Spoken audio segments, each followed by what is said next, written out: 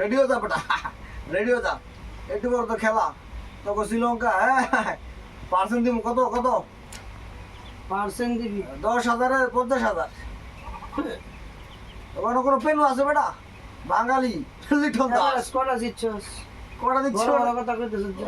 এই দিন নাই সাঙ্গাকারা, জয় সিরিয়া, সাদেমাল নাই, তারপর হচ্ছে জয়বর্ধনা, দিলশান, এগুলা নাই, বেল নাই, এগুলা নাই মানে তখন টিম নাই। তখন টিম হচ্ছে জিম্বাবু, বারমুডা, কেনিয়া, উগান্ডা, পন্ডাখাড়া সব হয়ে গেছে। বাংলাদেশে তো হংকং কোথায় দিছি, আমরা শ্রীলঙ্কায় কি গুনতাম? আরে বেটা তোর বেটা টিম তোর সাথে আসলে যায় না আমার জন থেকে বেটা। আমি খেলা দেখি তো ওই চুষি না তুই বেটা, ওই চুষি না তোর, ওই চুষি তোর আর কি চিনবি বেটা।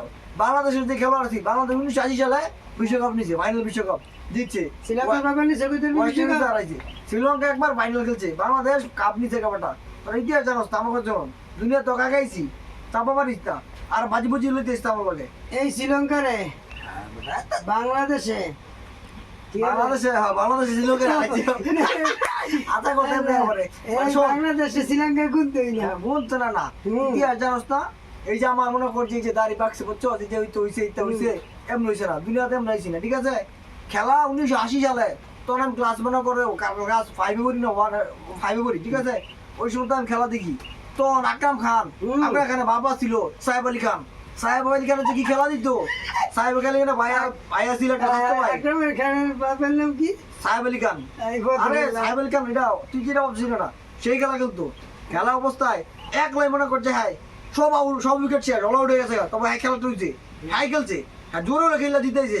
বাঙালি বাঙালি সব পারে, বাঙালি উস্তাদ। আগে বাংলাদেশ খেললে করতে পারা এক কুলা সাকারার বলইতো আর মালেঙ্গার বলইতো জিততে পারছে না। এখন তো জিততে পারছে কোন বাংলাদেশে, শ্রীলঙ্কা লাগে 3-4টা ম্যাচ জিতছে আর সবই তো হারছে। মালেঙ্গা বল ঠেয়াই দিয়ে পারছে না। তর্ক করিস না, তোর জানোস না তোর ওই সুযোগ নেই সম্বাটা। সাহেব আলী খানের ভাই আলতাফ খান, আলতাফ খানের বাবা ছিল আবার কেটা রহিম খান, যে খেলা দিত তখন ব্রিটিশ বলে খেলতো, তোর টেস্ট বলে খেলতো, হলুদ বলে বেটা, হলুদ বলে খেলা হইতো, অন্ত খেলা সাদা বলে লাল বলে। এই সময়তে বাংলাদেশ খেলে, বাংলাদেশ খেললে পারছে, শ্রীলঙ্কা লাগে পারছে না। শ্রীলঙ্কা বেটা।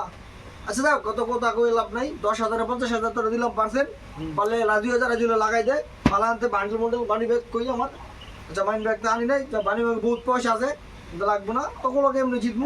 খালি কল ছিল রে বেশি, আরে বেটা খালি কল ছিল রে বেশি, 8:30টায় খেলা, 8:30টায় বোমা নিব, 8:30টায় বোমা নিব।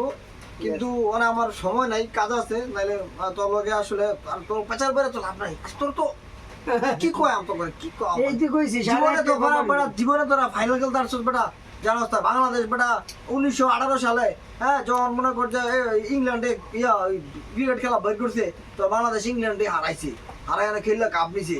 তোরা তো জানোস না, কিছু জানোস না বেটা। আর তুমি সাঙ্গাকার বাপের বাংলাদেশে আকরাম খানের বাপের কথা একটু জীবন হচ্ছে, আজকে প্রথম হচ্ছে সাহেব আলী খান, এই খান হেরাতে কি খেলাইছে, পরে এক ভাইও আসিল স্বাস্থ্য ভাই সালমান খান, তারা খেলোয়াড়, বড় খেলোয়াড় আছে, যারা টপ লেভেলের খেলোয়াড়, বোমটং খেলোয়াড় না। সো বাংলাদেশের আজকে যারা খেলবো, লিটন কুমার ঠাস ঠাস ঠাস, তারপর হচ্ছে তামজিম সাকিব বিট মার্কস বিট, পরে কে জানি কি আর আরো আছে তো পোলা বানাচ্ছি ইমন টিমন দেখবি আর মোস্তাফিজের কানের সামনে আর বেটা সবই আছে। আমরা 15-16 জন কম খেলি না, কারণ আমরা স্ট্রং দল, একবার 15-16 জন নামাই দিই আইসি আমগো হাতের মুকুটে। আমার এই কথা হইলে আমার মাথা ঘুরতেছে। আচ্ছা তো কোনো পেছন করে লাভ নাই আর কি, 8:30টার সময় আরাম মানে কথা কই রাখ। আচ্ছা আমার কথা যাওয়াইবো সব 8:30টার পরে, খেলা শেষ হইব পরে কথা আবার বেটা। আমরা